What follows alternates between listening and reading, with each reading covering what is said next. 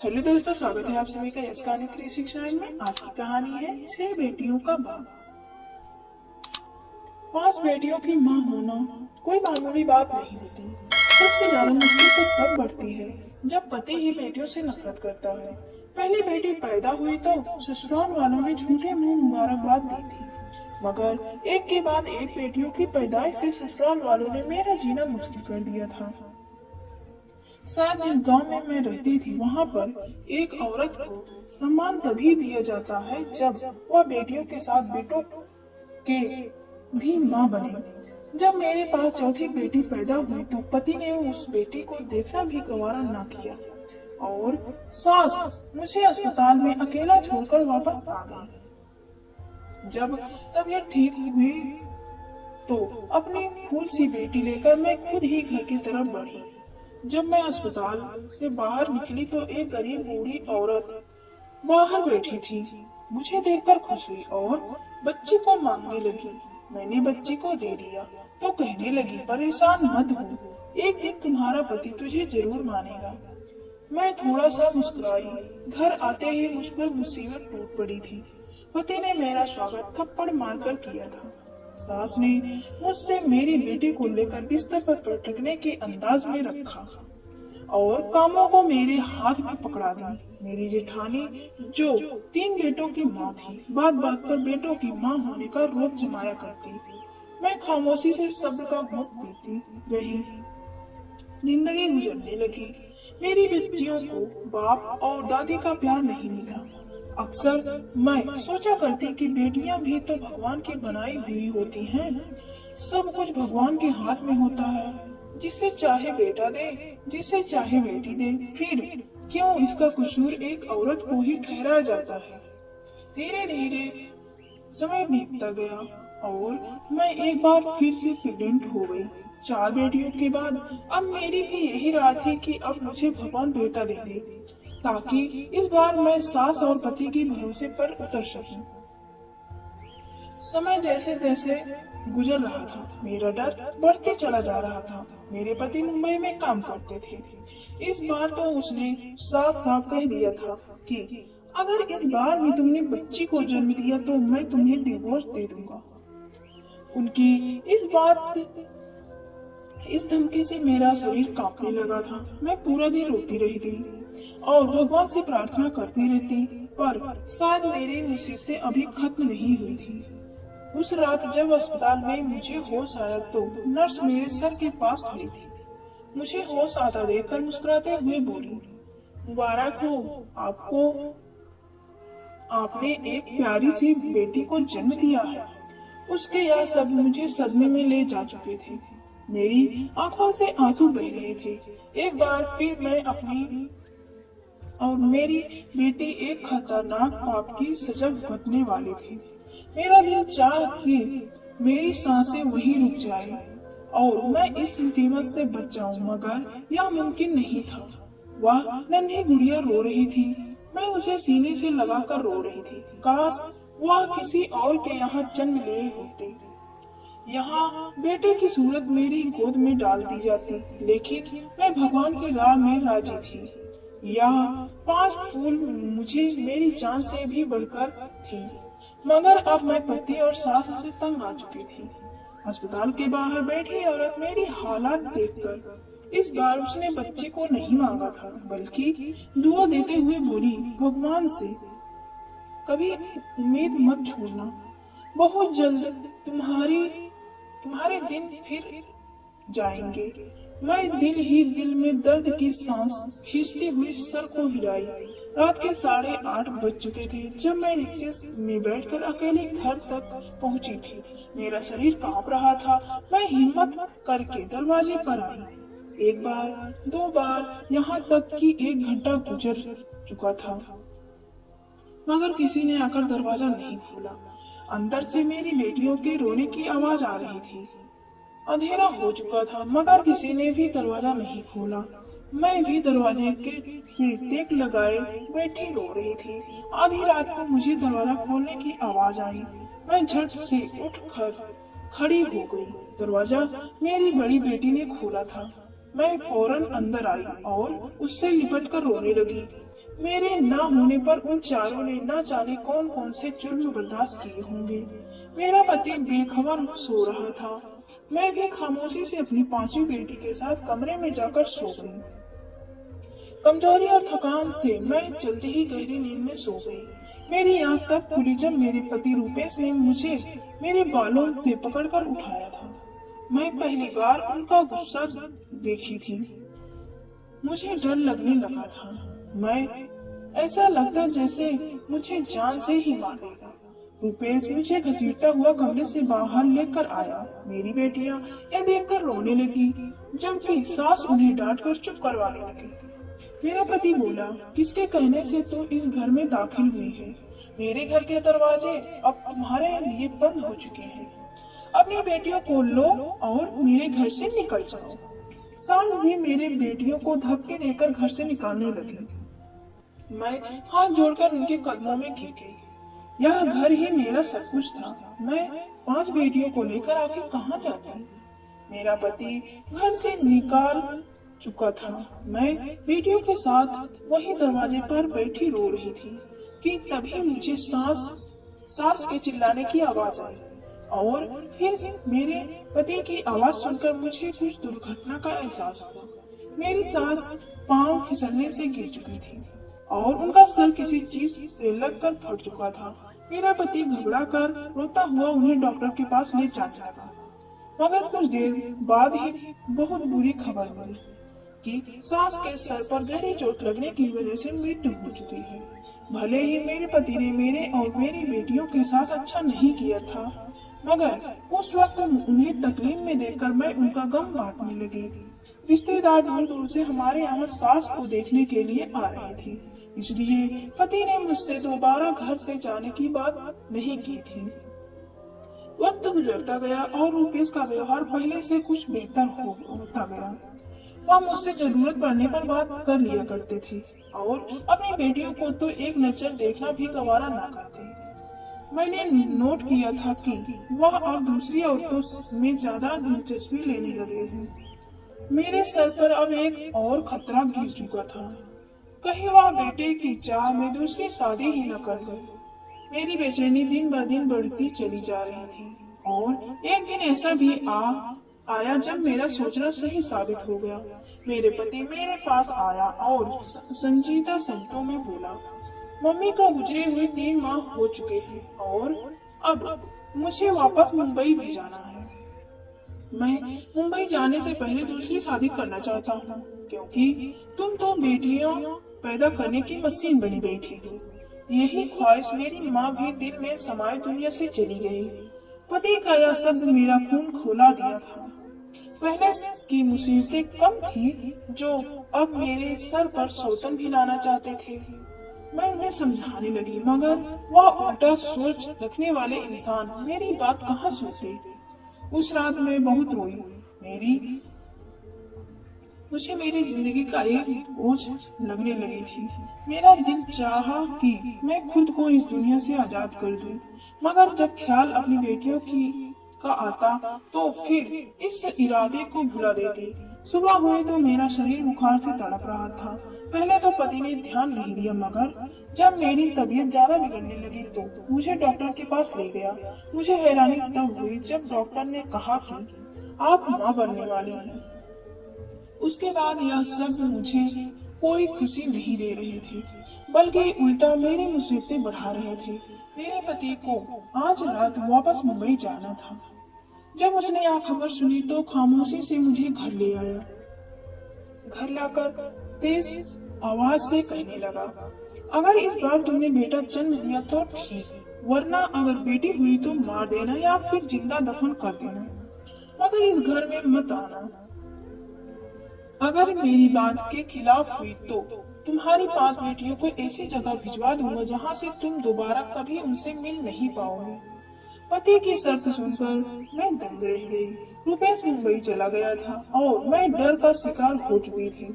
जैसे जैसे वक्त करीब आ रहा था, मेरा दिल धड़कता जा रहा था। मैं हर समय यही प्रार्थना करती कि इस बार मुझे बेटा मिल जाए। मेरे घर में एक और बेटी आने का मतलब था बाकी की 5 बेटियों से भी हाथ धो बैठाना। मैं नन्ही सी जान को किसी भी तरह मौत के घाट नहीं उतार सकती थी। समय पूरा हुआ और मैं भगवान से प्रार्थना करती अस्पताल में चली आई।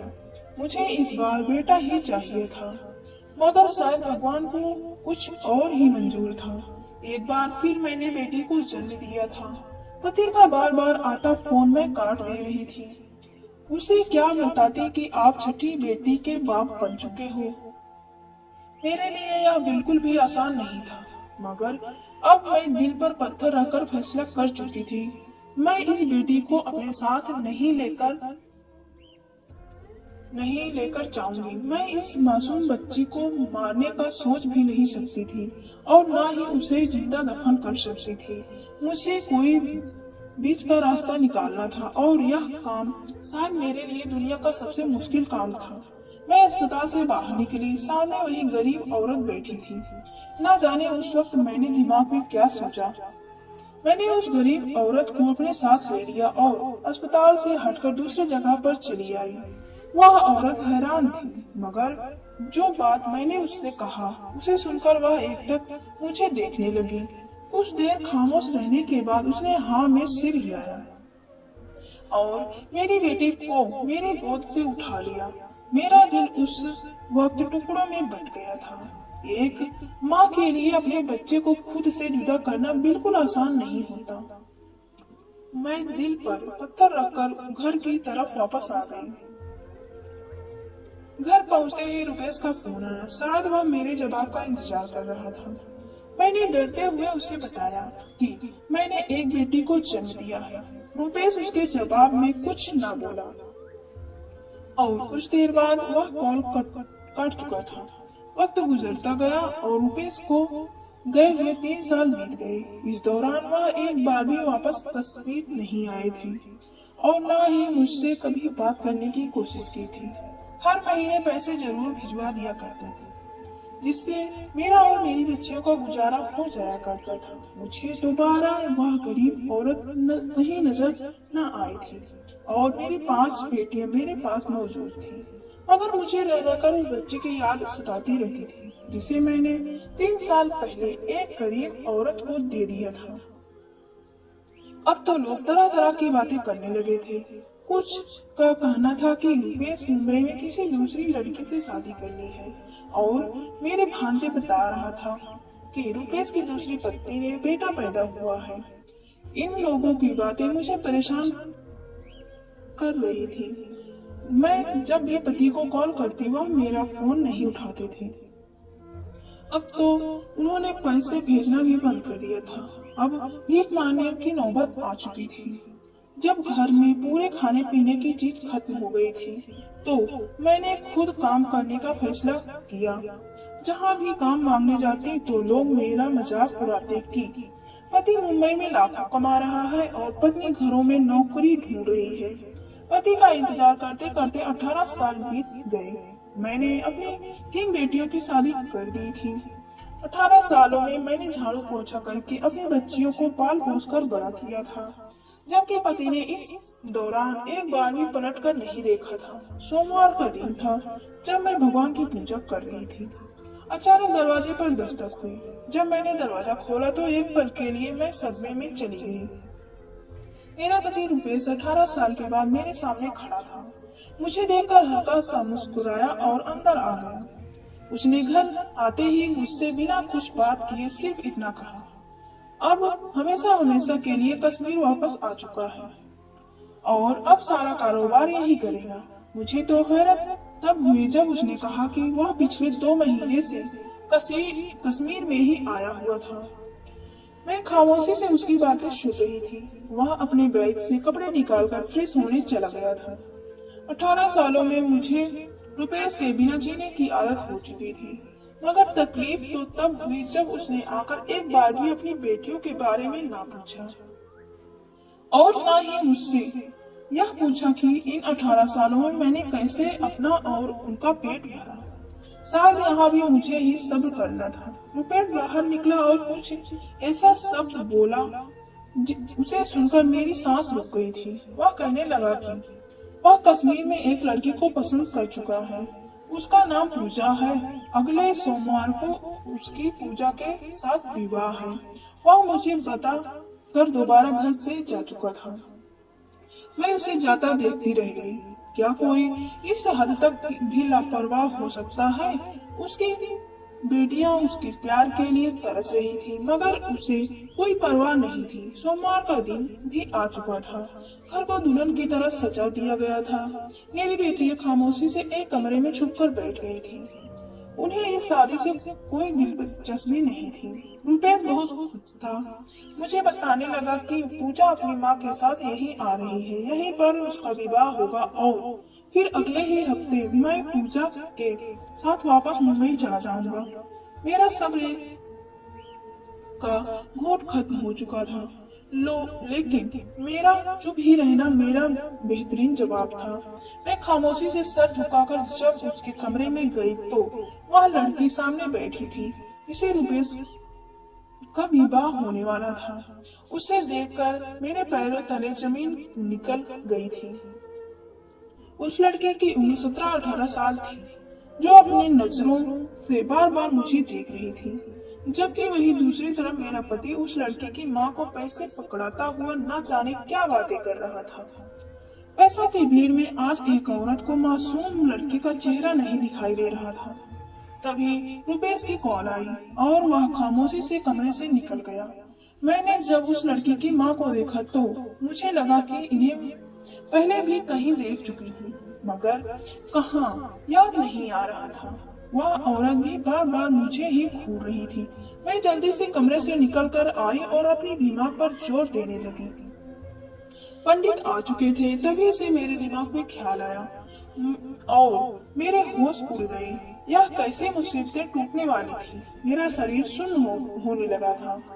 तब मैं बाहर निकली और जाकर पूजा की माँ को पकड़कर अपने सामने किया और मैं उसे देखकर बोली कि तुम वही औरत हो ना जिससे मैंने अपनी बेटी को दे दी थी।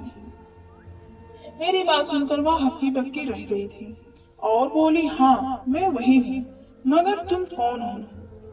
रुपेश सवालिया नजरों से हमें देख रहा था। मैं गुस्से से बोली कि मैं वही औरत हूँ जिसने 18 साल पहले अपनी इसी पति के डर से अपनी बेटी को तुम्हारे हवाले किया था। यह खबर किसी पाप की तरह गिरी थी। रुपेश घबराया हुआ था। वह औरत सीने पर हाथ रखकर जमीन पर बैठ चुकी थी, जबकि पूजा हैरत से मुझे देखने लगी थी। जब रुपेश होश में लौटा तो उस औरत से सवाल करने लगा। वह औरत अब मालदार हो चुकी थी, लेकिन मेरी बात को सच मान गई। पूजा मेरी और रुपेश की बेटी थी। अगर एक भी पल की देरी हो जाती तो न जाने कौन सी मुसीबत टूट पड़ती।